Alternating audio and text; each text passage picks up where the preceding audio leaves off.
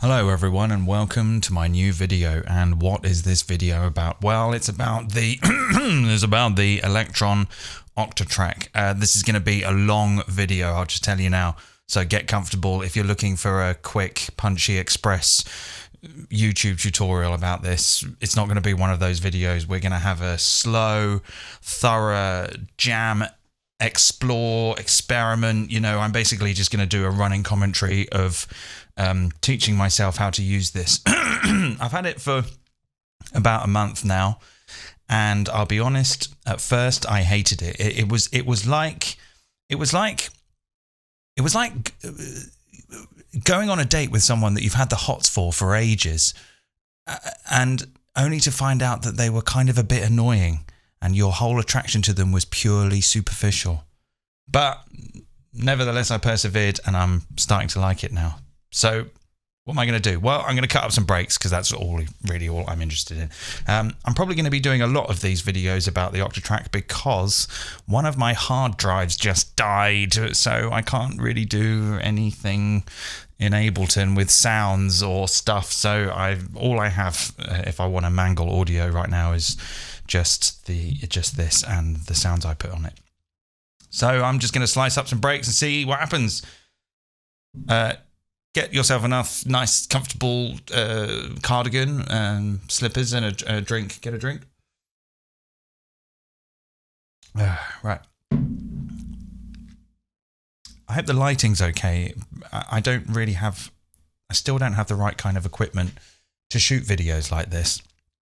So because all the buttons are backlit, I kind of thought it would be okay. Hopefully you can see the screen and everything. This would be a good time to plug my Patreon and say that if you'd like to support me on Patreon and what I do, maybe you could, and then I could go and buy some nice cameras and make this a lot better. Anyway, let's cut up a break. What's this one?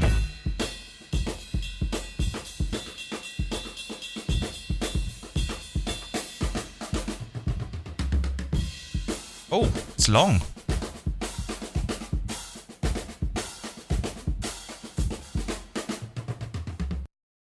That was long. Let's try that one, shall we? Okay, let's put that into slot 1 and let's go to the audio editor and let's slice that. Let's create a slice grid of, well, considering how long it is, I guess 64 slices. How many bars was that? It was about 8 bars.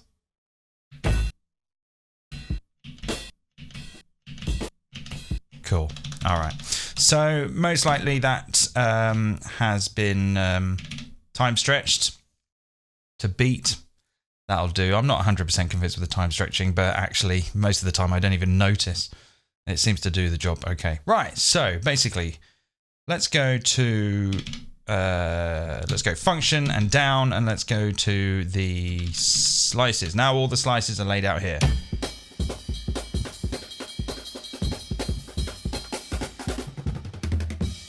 P, 4, 2, 3.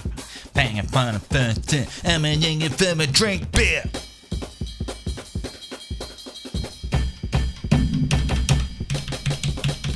Okay, so it took me a while to get my head around this, but there's a very, very curious relationship between the length of each slice and the amp envelope. So I've got the hold and the amp down completely now, all the way down.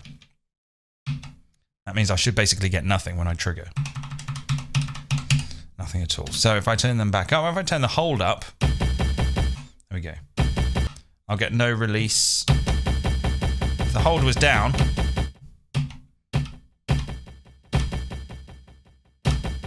okay, you can kind of hear that it's kind of tailing off. That's because this length is set to 1. If I set that to 3, you can hear it tails off at a different length. So what I'm actually going to do is disregard that. Have those up full. And I'm going to play around with maybe having the slice with a length of 3 for now. And I'll keep the loop on.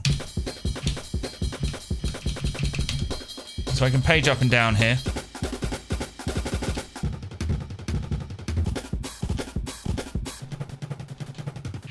So this is a cool thing. When you're in the audio editor, you go to File. Oh no, Attribute. You go to Attribute. Here it's done a load of stuff to work out what's going on. So it reckons the tempo is 112. I can choose the quantized trig. I can choose that to be something like 2/16. This is cool because when the sequencer is playing... Hang on. There are some trigs in there. Let's take them out. Okay. When the sequencer is playing, I can trigger the slices and they're all in time.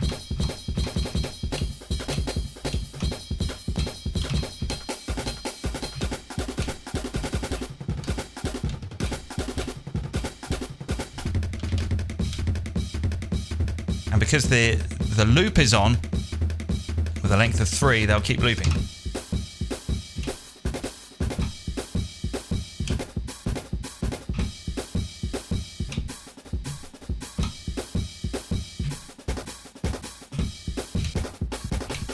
So that's a pretty neat thing that we can do. We can kind of jam around when the sequence is playing, we can jam around with the slices.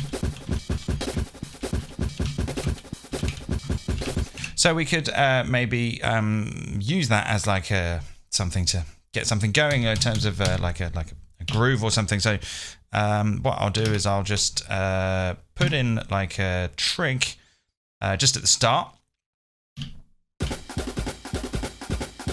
All right, that is actually playing slice number 25. So let's put that. Let's just let's.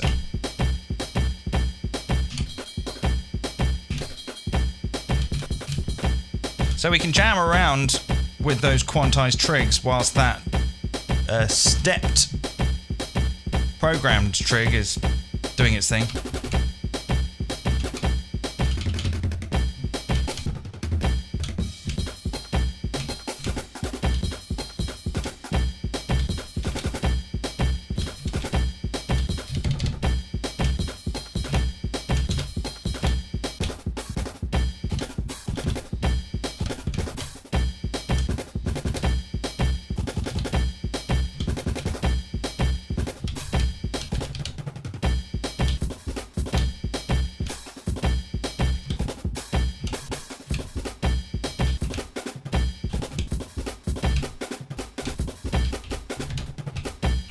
Yeah, that's fun. The only problem is that you can't like record that in.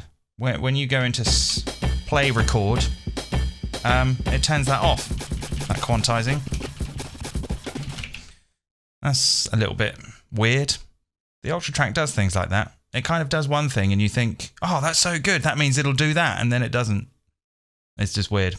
In the manual, it just says, oh, so that you can perform fills live. Well, yeah, all right. I mean, it would be nice if I could kind of perform them live and record them, but anyway. Nothing glamble. Right, let's have a look at all this. Let's get rid of all this junk.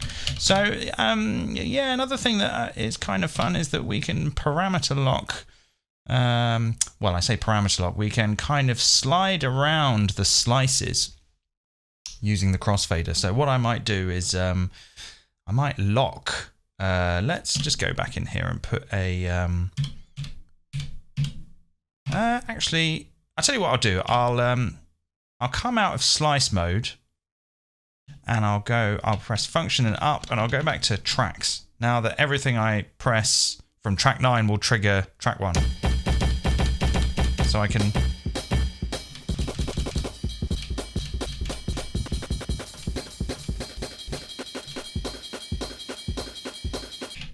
Okay, so if I go into function pattern settings, go to track 1.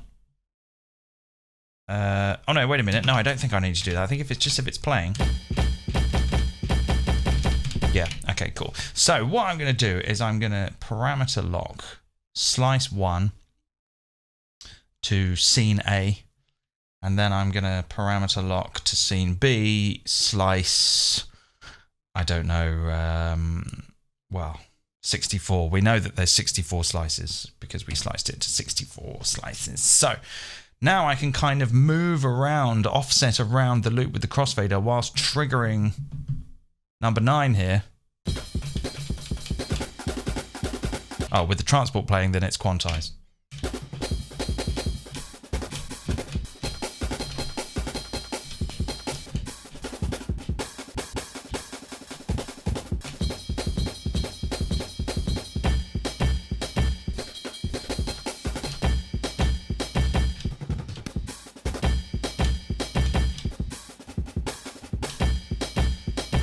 With a little bit of practice, you could get pretty funky with that. Let's pitch it up a little bit.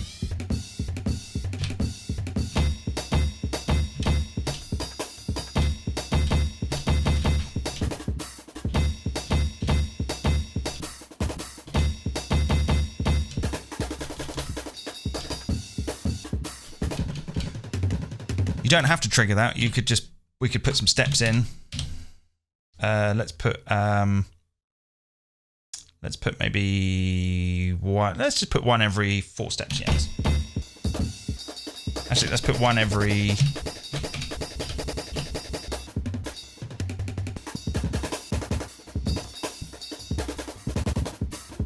Yeah, that's kind of fun. That's kind of nice. But actually, it's all very nice. This kind of DJ style fannying about. But actually, I'm actually more interested in kind of the sort of the pseudo random probability stuff that's going on here with the LFOs. We can use a sample and hold LFO here to modulate the sample slice or start position, but when it's sliced, when the loop is sliced, then start position becomes a slice.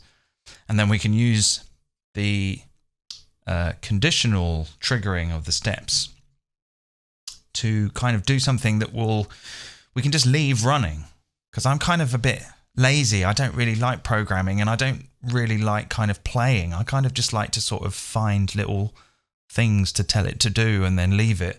So I'm going to do that now. So I will first, okay, what I might do first is put that length up to 16. Yeah, it's kind of a bit of a funny. It's not quite in time, is it?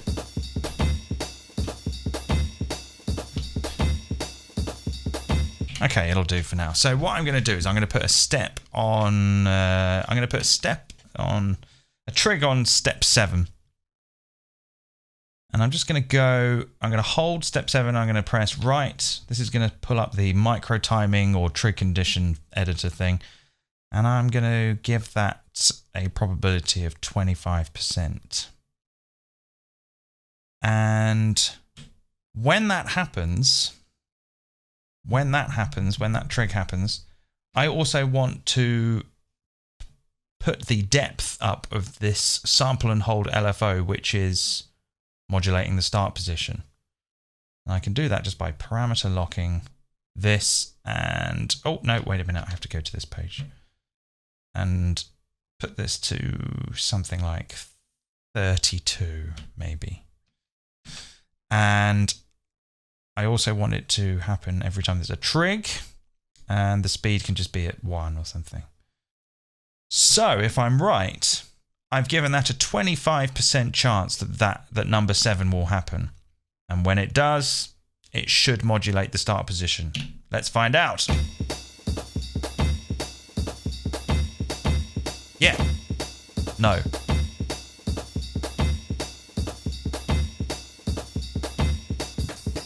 Yeah, it did it. Okay, it's doing it now. So let's copy that. Let's copy that trig and put it just everywhere. Did it actually just do that?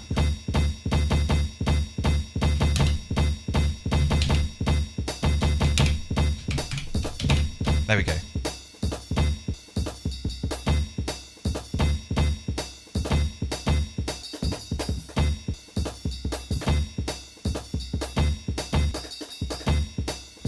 I'm not entirely convinced by this break. I might change it. I'm going to go to the... I'm going to go into the slot now, and I'm going to pick a different break. That one was a little wabbly.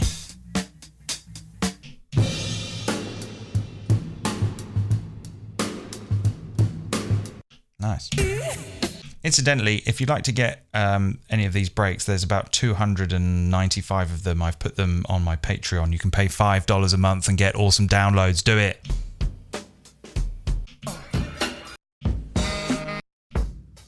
Sorry for the aggressive online begging just then. Right, let's just pull in the aim and break, shall we? It's down here somewhere. Where is it? Here we go. Somewhere around here. The Winston's. Okay. And I'll put that into the slot using the previous slice setting, see what it does. Sounds comedy. Sounds comedy. We don't want comedy.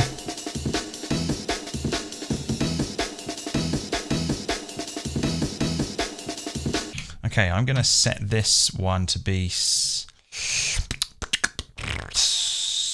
samples or slice 25.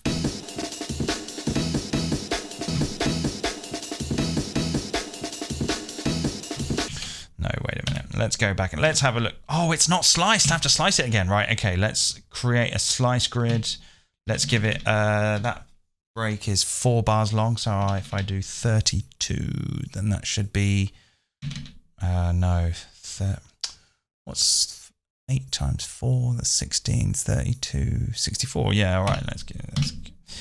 Okay.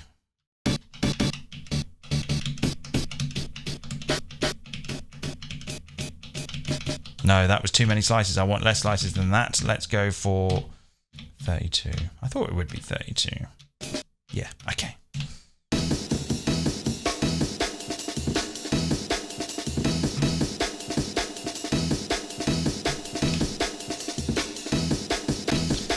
Right, what's going on here? Let's clear that pattern. I'm confusing my tiny brain. Starting to get lost now. Ah, right.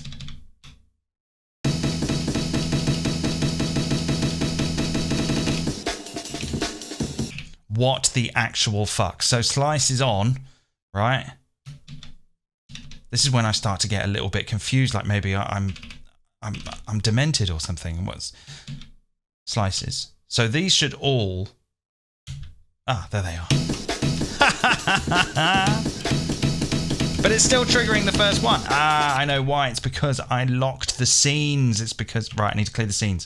Let's clear that scene and clear that scene. That's why none of that stuff was working. Oh! You've got to be very, very on top of yourself.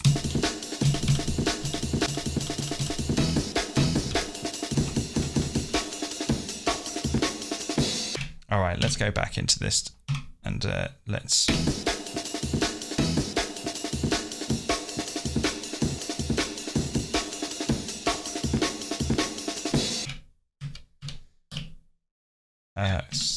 okay, let's go back here.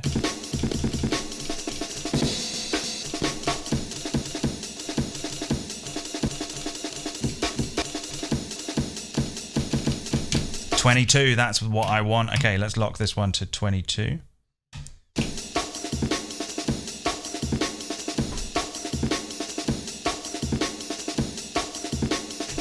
All right, now let's do what I was doing before. Let's put a trig in here on number 7. Let's hold it and press right. Let's go for 25. Let's go for 41. 41% chance that that's going to happen.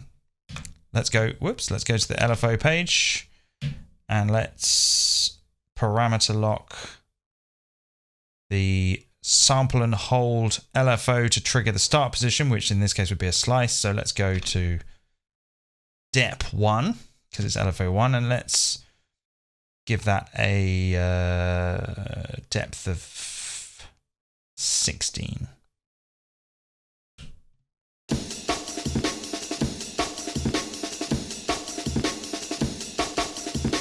Cool, it did it, right.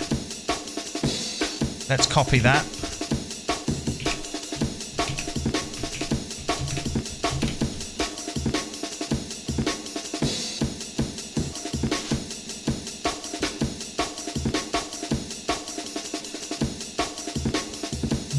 Okay, yeah. I'm starting to have a good time now. Now bounce around. Let's bounce around your bedroom.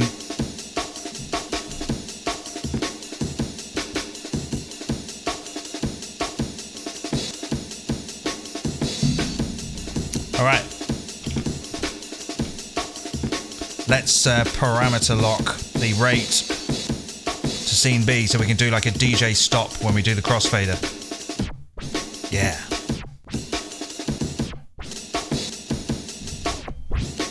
That's fun.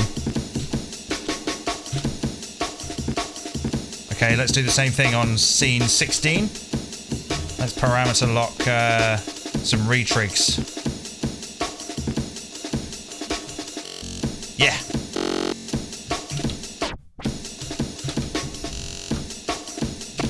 Oh.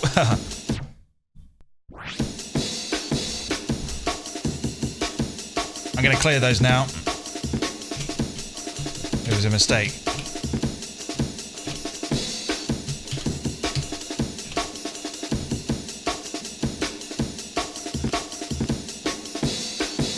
Yeah, so it's starting to kind of do like its own little funky variation of this break here.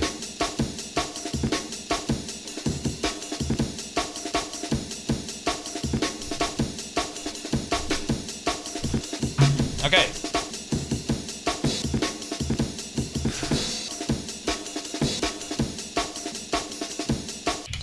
Another thing that we can do is that we can actually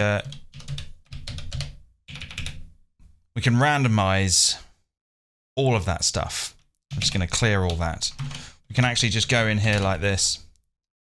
We can go to the audio editor. We can go to slice, hit yes, and go random locks. Create random locks. Yes, I'm sure.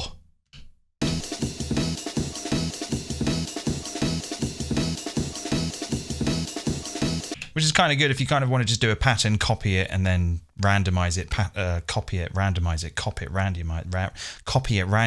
If you want to do that, then like that's kind of fun. Another thing you can do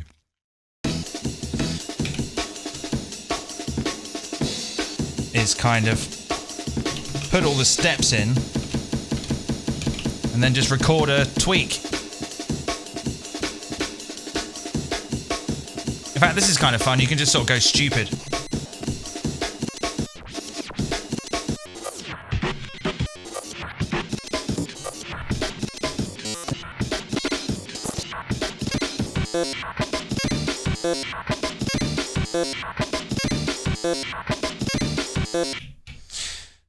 That was a bit stupid, wasn't it? So yeah, I mean, that's kind of what I've just been sort of trying to work out. Which of those is kind of like the most satisfying kind of workflow? I mean, it's a bit of a shame that you can't actually kind of do like a step entry like on the trackers, you know, where you would tell it to, you know, say that you wanted a step length of, you know, every 2 steps. Then you'd go into step entry. And then you'd hit a button and it would advance to the next step. Then you'd hit another button and it'd advance to the next step. Then another one advance. If you were in slice mode, you could have a great time just randomly bashing in your slices, but then they would appear in the right places on the grid. Not like quantizing a live performance, more like quantized step entry. But then a way that you can get around that is to actually just put the pattern scale down to half. Let's go for 64. Yeah, so I'll jam it, but I'll just go random like that.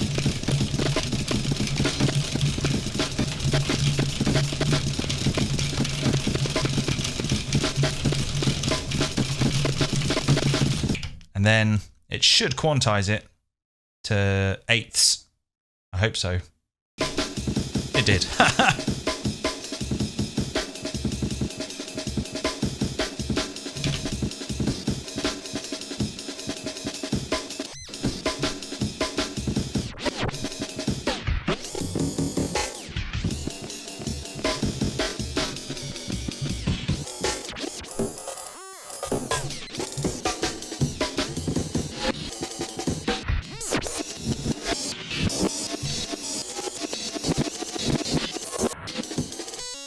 Right, let's go nuts. Yeah. Oh, let's go nuts.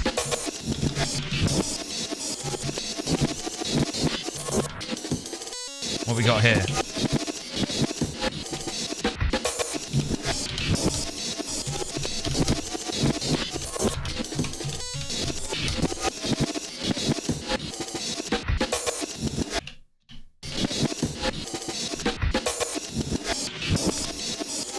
Oh. Where was my kick drum just then?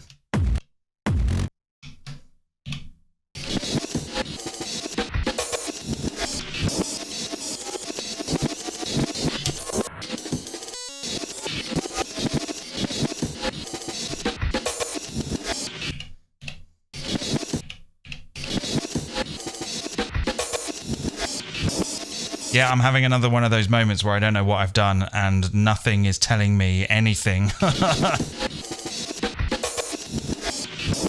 Oh.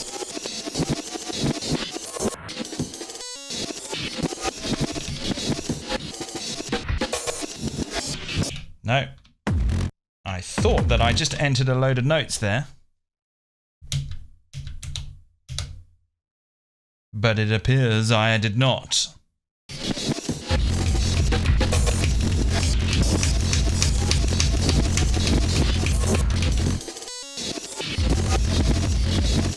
Is that even actually playing?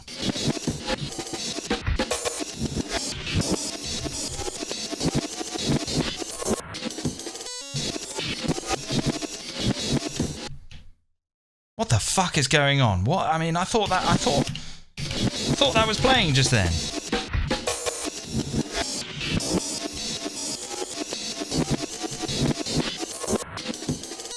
So that it says it's playing there. That one. No.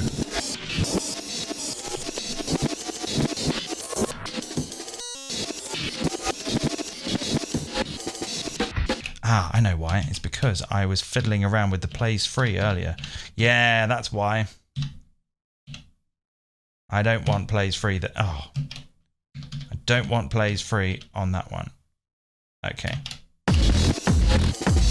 Yeah. We're going to rave like it's 2006.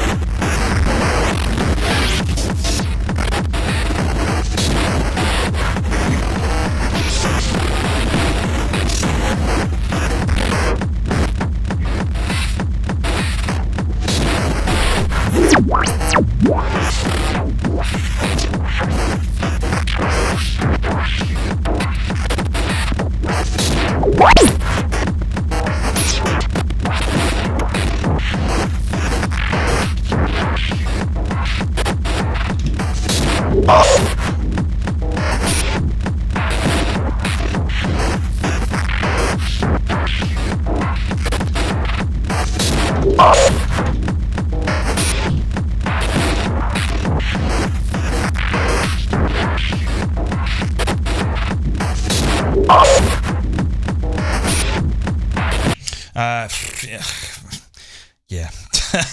I don't know what I just did. Sorry, got a bit carried away. Well, I can't really press play again now because we'll have that again. So anyway, that was my little video about different ways to slice breaks and then do things with it once you've done it. So hope you enjoyed that. Yeah. Thanks for watching, and yeah. Maybe just one more go.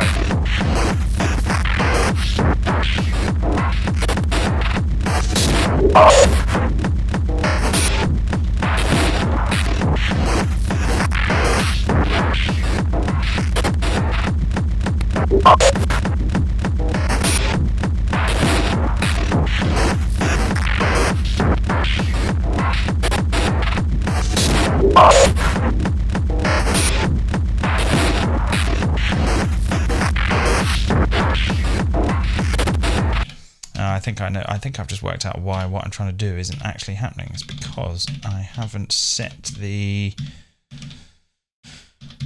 control audio to have track 8 as the master. There we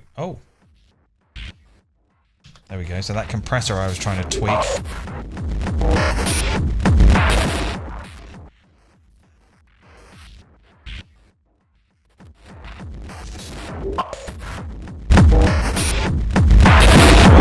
Oh, scary compressor.